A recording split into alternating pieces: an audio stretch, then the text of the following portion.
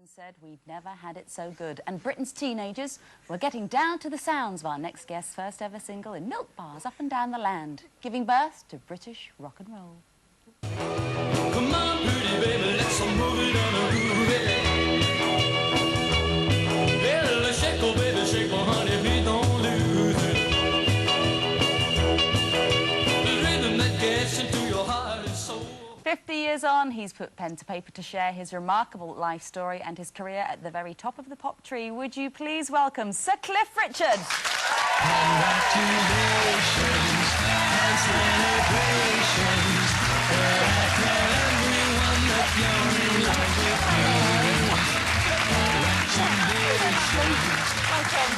Congratulations. I can't believe it. And I saw that award and I thought I must change into my tie. You must feel fantastic. We do. Actually. Actually, yeah, we do feel a bit underpowered, actually. Well, I've been watching you. I'm not quite sure what you got up to, but it sounded good. Yeah, we had a great time. Listen, when you sort of see clips like that of yourself all those many moons ago, Yeah. does it seem like a different person?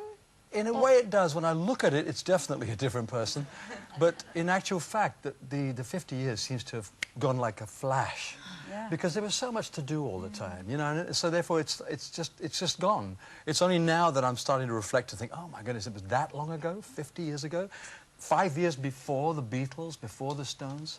You know, that's always nice to have under my belt. And when that sort of thing, when Move It came out, you were sort of being portrayed as the real bad boy, weren't you? You were a bit naughty, really. I think I was never naughty. The bad boy thing came out because we were desperate to have an answer to Elvis. So, oh, Cliff is Britain's answer to Elvis. Like, nobody was an answer to Elvis. I mean, he didn't ask any questions anyway. He just did his thing. But they kind of wanted to say that I was... Mind you, they said, this man is too sexy for television. I mean... Really? No, Do you know, but I agree with them. So do I. It's still true, but they don't say it anymore. If only they would. But 50 years, do you ever get bored? Do you know what? I mean, doing what you do, do you? No, sometimes I get tired. People have asked me that after a tour. You do a tour and maybe it lasts 3 months. It's not every day. We have breaks every now and then, days off here and there. What I come off feeling is really physically drained. And you think, oh, no, why do I do this? And about 2 days later, you think, I wonder what I'm going to do next. It just never gets boring. So you carry on and do it again, yeah. Also, absolutely. do you find from when you started and then it changed so dramatically, didn't it? The whole pop industry, Oh, yeah. and not in a good way in many ways for In people many like yourself. ways. I mean, apart from the fans were always with you all the way, but you know the Yeah. radio station stopped. Well, radio is, to me, rock and roll and radio are hand in glove, you know. I can remember times when Bruce Welsh and he was producing some stuff for me, and we weren't sure how this record sounded. We'd phoned Roger Scott, who was at Capitol Radio, wheel him down a CD, or, no, in those days, cassette. He would play it over the air, and we would get in the car and listen to it and go, oh, no, we need more guitar and a bit more bass. I mean, I don't know that that could ever happen anymore. So radio and rock and roll went together. They've now become compartmentalized, you know. Some stations just play this stuff, some people play this stuff, some people aim at 10-year-olds, some at 100 years olds, and I get played on the 100-year-old one. I was going to say that you're on the radio now, because you were famously banned, weren't you, from Radio 2? Well, I don't know that they actually banned me. For some reason, Well, they they didn't. took you off the playlist, didn't It was they? Millennium Prayer. It's strange to me that It's just that that record, song. which was not... I don't think it was a particularly... Controversial. controversial Yeah. thing. In fact, when I chose to do it, the first idea had come my way, and I said, you're talking about the Lord's Prayer sung to Auld Lang Syne, and I'm behind my back, I'm going, ugh, because it sounded such a dreadful idea. Then I heard the demo and I thought, wait a minute, there's all harmonies we could do here. And I thought, for the millennium, what a great theme to have, that we say, let's look forward to the future, please.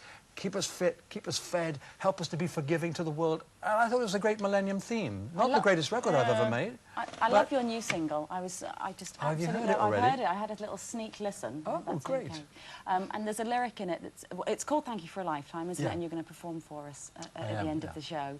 But I think there's a line, does it say, I've given you a lifetime and you've given me the time of your life? Is Yes, that to your that's fans? the kind of... the end of each chorus says, I gave you a lifetime, but you gave me the time of my life. And it's a great lyric, actually. And what I liked about it was I didn't think I was going to find one like this. I was always going to be on one of those. Yeah.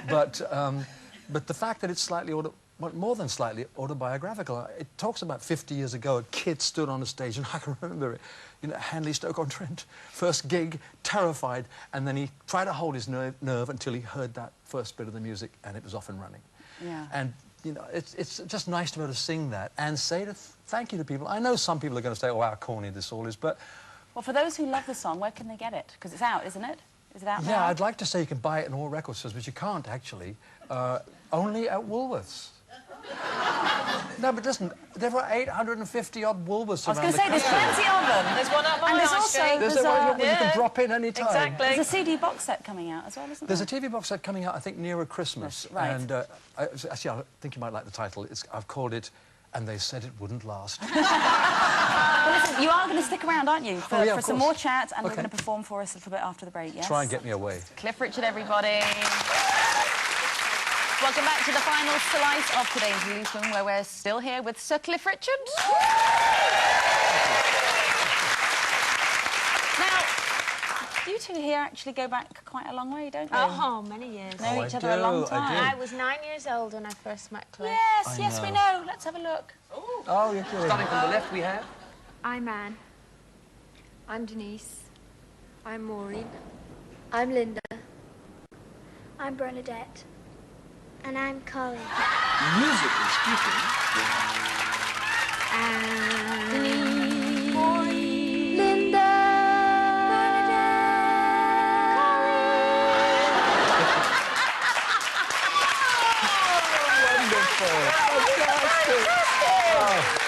You know, for a little boy, you've grown up to be really pretty. Do you see that push they gave me? Right, Well, you weren't paying attention, were you? Do you know what? I always Nothing's remember changed, about has you. Exactly. You were so lovely. I loved you. Did you? Yes. Oh, darling. It's so nice to meet women of taste. Well, listen, it appears a lot of people have got a taste for your life story, because this is now, you've just said, this is #1. It's your autobiography. Yeah, Number one in the book. I in the just book. had a call.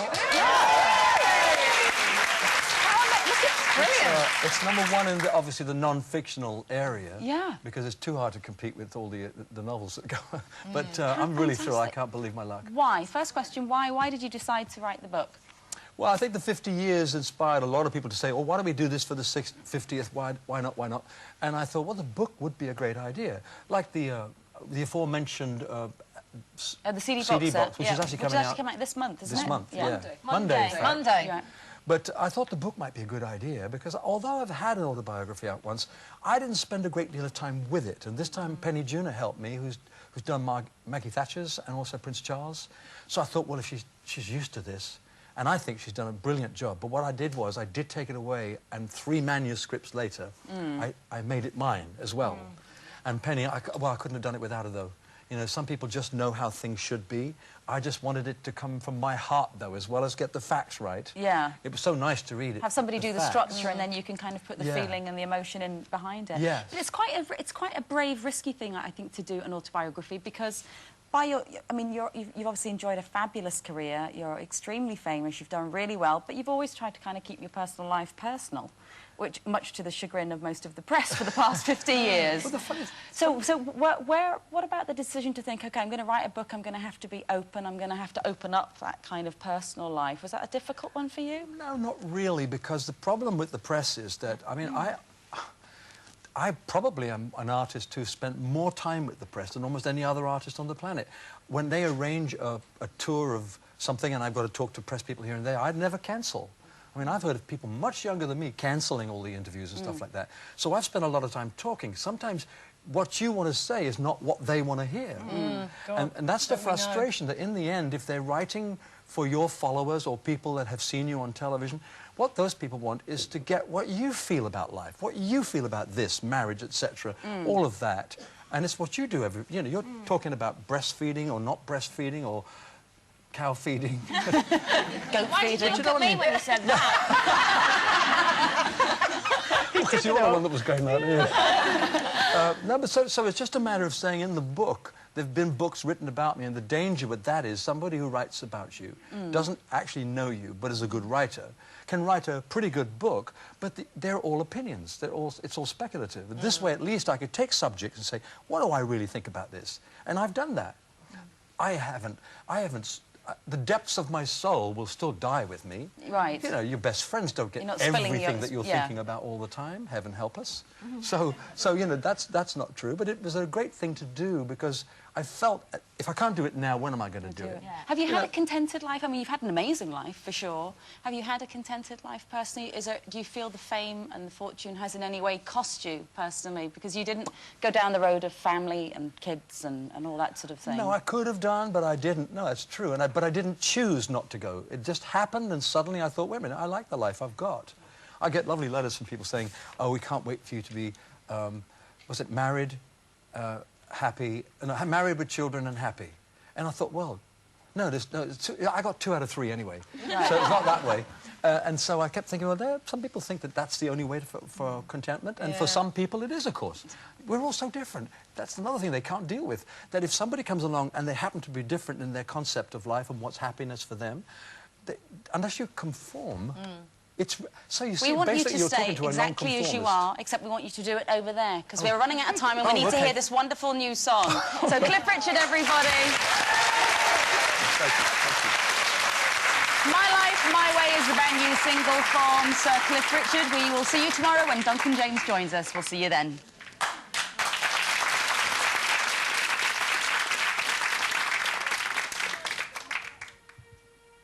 "50 years ago, a kid stood on a stage." Thank you.